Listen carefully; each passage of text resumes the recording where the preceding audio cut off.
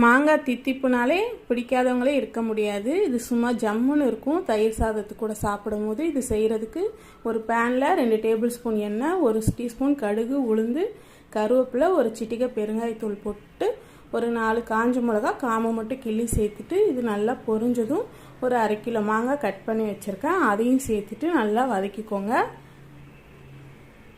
இப்போ உப்பு சேர்த்துக்கலாம். உப்பு ஒரு 1/2 டீஸ்பூன் அளவுக்கு உப்பு, 1/2 டீஸ்பூன் மிளகாத்தூள், 1/4 டீஸ்பூன் மஞ்சள் தூள் சேர்த்துட்டு வதக்கிட்டு சும்மா ஒரு கை தண்ணி தெளித்து இதை மூடி போட்டு ஒரு 10 நிமிஷம் சிம்மிலேயே வேக விடுங்க. இது கொஞ்சம் நல்லா சாஃப்டாக வெந்து வந்ததும் ஒரு 1/4 கிலோ வெல்லத்தை பொடி பண்ணி வச்சுருக்கேன், அதையும் சேர்த்துட்டு நல்லா கிளறிட்டு கொஞ்சம் கெட்டியாகவும் இறக்கிற வேண்டியது தான். இது சாப்பிட்றதுக்கு ரொம்ப டேஸ்ட்டாக இருக்கும். இப்போ மாங்காய் சீசன், கண்டிப்பாக எல்லோரும் ட்ரை பண்ணுங்கள். பிடிச்சிருந்தா லைக் பண்ணுங்கள்.